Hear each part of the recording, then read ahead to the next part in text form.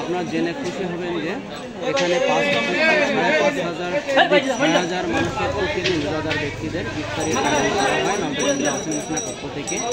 এই ইফতার মাঠে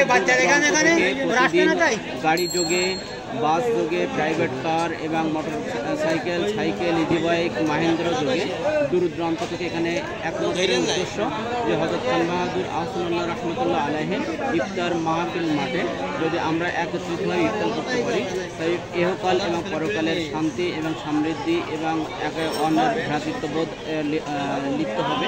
এই কারণে দূর দূরান্ত থেকে মানুষ এখানে ইফতারি করে। আপনারা আরও জেনে খুশি হবেন যে আমাদের বাংলাদেশের সর্ববৃহৎ ইফতার মাহফিল নওদাকেন্দ্রিয়া আহসান মিশনের পক্ষ থেকে আয়োজন করা হয়। আমরা এখানে প্রতিদিন 300 থেকে 350 স্বেচ্ছাসেবক প্রতিদিন কাজ করে থাকি। এই কাজটা শুরু হয় দুপুর 1টা থেকে।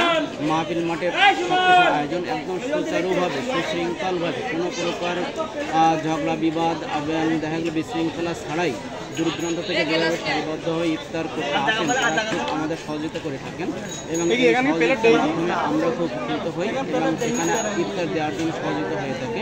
আরও জেনে খুশি হবেন যে প্রতিদিন প্রায় 1200 থেকে 1250 কেজি দুধের ফিন্নি রান্না করা হয়, যাতে দেওয়া হয় ফিন্নি, ছোলা, চিড়া, সিংড়া, ডিম, কলা এবং খেজুর। এটা এই ইফতারের আয়োজন করা হয় প্রতিদিন এবং 2 লাখ থেকে 2,60,000 থেকে 65,000 টাকা প্রতিদিন এখানে খরচ হয়ে থাকে।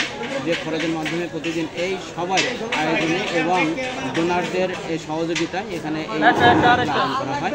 আপনারা যেখান থেকে এই শুনছেন আমাদের এই বার্তা, আপনারা অবশ্যই কোনো এক সময় মনে হলে চলে আসবেন আমাদের এই দরবার শরীফে নওদাকেন্দ্রিয়া আহসান মিশনের এই ইফতার মাহফিল মাঠে। এটা সম্পূর্ণ